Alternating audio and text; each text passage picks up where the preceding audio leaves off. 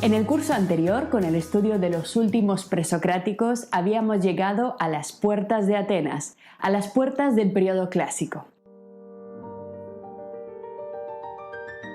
El poder militar y económico sobre el Mediterráneo de la polis de Atenea no dejó de crecer a lo largo del siglo V hasta llegar a convertirse durante un breve pero muy intenso periodo de tiempo en el centro, en el núcleo de la cultura de vanguardia de su momento, transformándose así en el escenario de la etapa más importante del desarrollo artístico, político, científico, matemático y, por supuesto, filosófico de la Grecia antigua. Con los Fisicoi, con los presocráticos, habíamos podido conocer la época arcaica en la que, si lo recordáis, tuvo lugar el nacimiento de la filosofía, centrada fundamentalmente en el estudio y la investigación de la naturaleza. La edad arcaica, el tiempo de los presocráticos, abarcaba desde el 776 a.C., momento de la celebración de los primeros Juegos Olímpicos, hasta el año 499, fecha en la que tuvieron lugar los primeros enfrentamientos militares, las primeras batallas entre los griegos y quienes se convertirían en sus grandes enemigos y coprotagonistas del siglo V, los persas. El periodo clásico, por su parte, que vamos a comenzar a estudiar hoy, se extiende aproximadamente desde el año 499, momento en el que Jonia, y concretamente la ciudad de Mileto, la cuna de la filosofía, fue tomada por el rey persa Darío I, hasta el año 323, fecha de la muerte de Alejandro Magno, el macedonio, el griego que se vengaría acabando con los persas para siempre. Pero para poder llegar a buen puerto, aunque os pueda parecer completamente extraño y que no tiene absolutamente nada que ver con nuestro interés por la filosofía clásica, para poder comprender adecuadamente la Atenas de los sofistas, de Sócrates, de Platón y Aristóteles, debemos desviar nuestra mirada hacia otro lugar.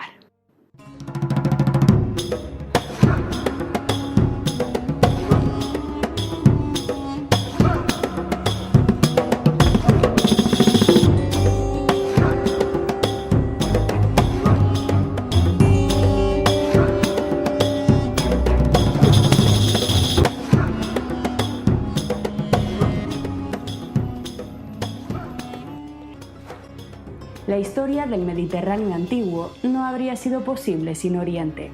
y por ello estudiarla hoy, siglos después, más de 2 milenios después, tampoco lo es. Una descripción del pensamiento griego que no mencione ni contemple a sus vecinos históricos no solamente es una visión incompleta, sino peligrosamente parcial.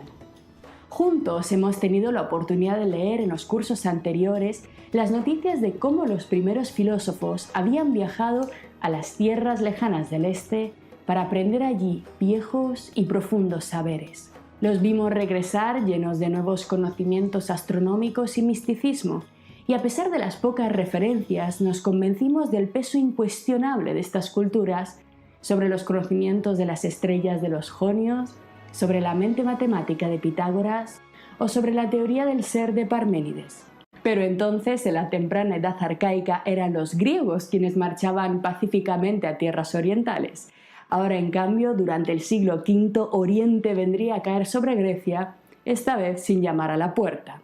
Una ola imparable de invasiones obligaría a los griegos a volver a pensarse a sí mismos, a redefinirse, a superarse a sí mismos para sobrevivir.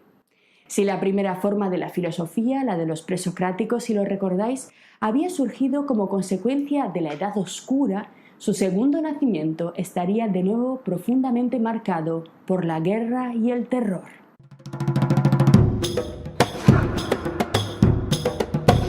Las guerras contra los persas, la contienda bélica por tierra y mar entre las pequeñas polis independientes de los griegos, muchas veces, como bien sabéis, enfrentadas entre sí, contra un descomunal enemigo cohesionado bajo la forma de un imperio, marcó el inicio del periodo clásico. Y como todos bien sabéis, el nombre que recibió este conjunto de batallas es el de las guerras médicas.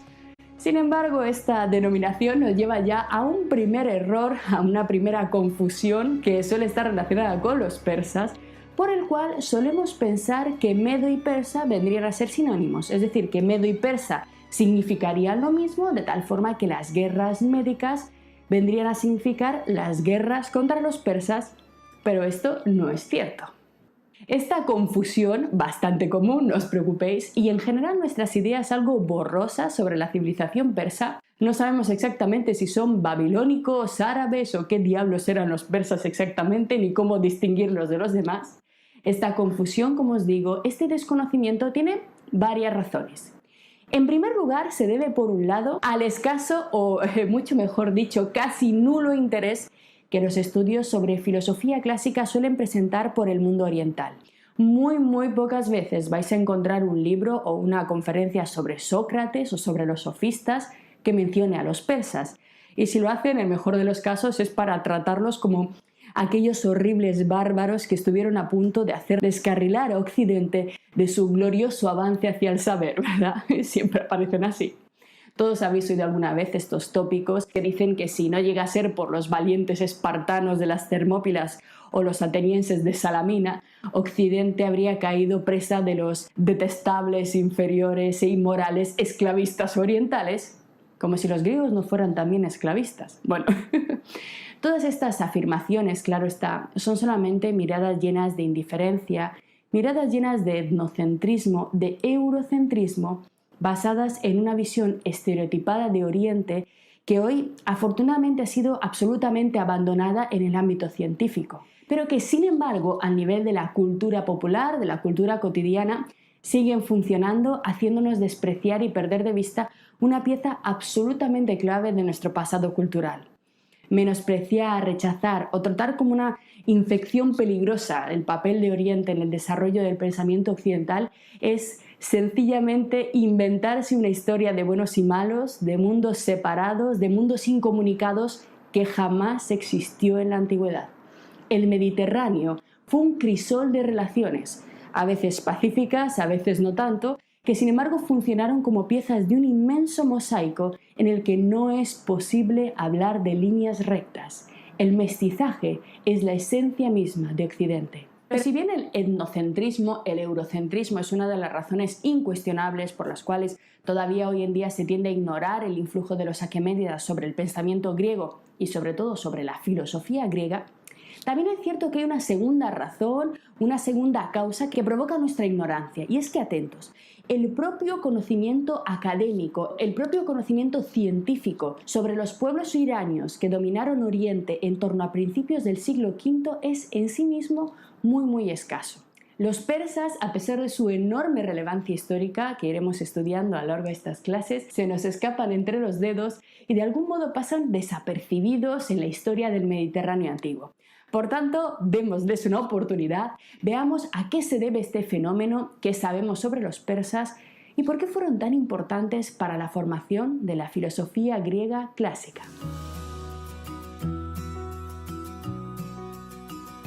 En lo que respecta a las fuentes escritas, es decir, a los documentos textuales y epigráficos que han logrado sobrevivir hasta nuestros días, lamentablemente no encontramos casi vestigios orientales autóctonos, es decir, propiamente persas, sino que la inmensa mayoría de testimonios que conservamos son, casi en su totalidad, griegos. Por tanto, quienes nos han narrado a lo largo de los siglos la historia de los persas han sido sus enemigos, y no hace falta ser catedrático de Filología Clásica de la Sorbona para darse cuenta que nos podemos olvidar del menor grado de objetividad en estas fuentes. De hecho, la mayor parte de los textos y de los fragmentos griegos conservados están llenos de tópicos, de simplificaciones, de exageraciones y de desprecios que constantemente buscan destacar las virtudes de los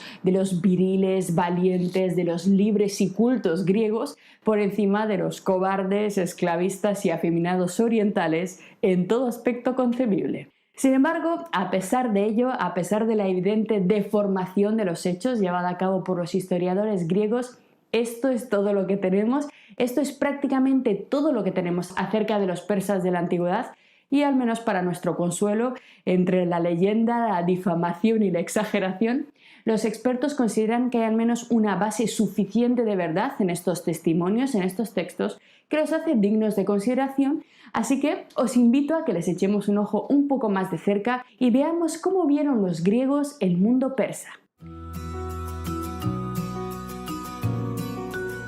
La fuente griega principal para el conocimiento académico actual sobre el mundo aqueménida, sobre el mundo de los persas, y repito, para el conocimiento académico actual, lo vais a ver citado en todos los artículos científicos, en todos los libros, es Heródoto, el gran historiador y geógrafo, considerado padre de la historiografía occidental, nacido en la polis de Halicarnaso en torno al año 484 a.C. de nuestra era. Heródoto es extremadamente importante en nuestra historia en busca de la filosofía clásica porque fue el autor de una de las obras más relevantes de todo el periodo clásico, una obra tremendamente innovadora para su tiempo, titulada sencillamente Las Historias. En este tratado, en este libro, Heródoto se propuso nada más y nada menos que describir las formas de espiritualidad, la religión, las costumbres, la historia, la organización judicial, las leyes y la geografía habitada por todos los pueblos del mundo antiguo conocidos en ese momento por los griegos. Y esto, os aseguro, fue algo realmente único y literalmente jamás visto hasta ese momento. Todo lo que los griegos habían escrito hasta entonces en el ámbito de la historia que todavía no había nacido, que se estaba haciendo, todo lo que habían escrito hasta ese momento eran relatos sobre los griegos, generalmente relatos de dos tipos. Por un lado, historias que hablaban de la genealogía, de la familia, de las raíces de los héroes famosos de cada ciudad, y por el otro lado, historias que hablaban de los acontecimientos relacionados con la fundación de polis, de ciudades importantes, por supuesto polis griegas, siempre griegas, absolutamente nada como esta curiosa mirada de Heródoto sobre los pueblos que rodeaban el mundo griego, nada como este esfuerzo por describir las vidas de los otros. Aires nuevos estaban llegando sin duda a la Nueva Grecia. Como podéis sospechar, la obra de Heródoto se convirtió inmediatamente en un bestseller, en un éxito de ventas que dio lugar a una enorme apertura en la mentalidad de la sociedad ateniense y que tuvo además un impacto directo sobre la formación misma de la propia filosofía clásica. Las historias de Heródoto se transformaron en algo así como el manual básico de la antigüedad sobre las formas de vida no griegas. Los que habéis cursado conmigo los cursos anteriores sobre los presocráticos, seguro que recordáis algunos divertidos fragmentos sobre el viaje de Heródoto a Egipto y su visita a las pirámides que leímos cuando trabajamos la figura de Pitágoras. Bien, pues el mismo Heródoto, con enorme detalle, escribió también acerca de los persas en el libro primero de las historias, dedicándoles decenas y decenas de páginas. Así que ya estabais esperándolo, vamos a los textos, vamos a iniciar la lectura de los textos originales y en concreto uno de los más célebres pasajes de Heródoto sobre los persas, que comienza así. Nos dice Heródoto: ciertamente he podido averiguar que los persas observan las siguientes costumbres. No tienen por norma erigir estatuas, templos ni altares. Al contrario, tachan de locos a quienes lo hacen, y ello porque, en mi opinión, no han llegado a pensar como los griegos que los dioses sean de naturaleza humana. Muy importante este texto, vamos a leerlo despacio, vamos a desgranarlo como siempre. Porque en él, en primer lugar, lo primero que llama la atención es que a la hora de escribir un pueblo extranjero, una civilización ajena, Heródoto elige hablar en primer lugar de sus dioses. Es decir, de todas las cosas que podría haber elegido, el primer punto de distinción, de diferencia que Heródoto quiere resaltar, quiere destacar, se encuentra, fijaros, en el ámbito de las entidades superiores que en la mentalidad de la época eran aquellas que gobernaban, ordenaban, sostenían y explicaban tanto el mundo de los dioses como el mundo de la naturaleza. Este enfoque, fijaros, como bien sabéis, que aborda la cosmovisión de una cultura desde arriba, es decir, desde lo que representa la cúspide espiritual de su sistema de valores, es totalmente inverso al que desarrollaron los filósofos en la edad arcaica.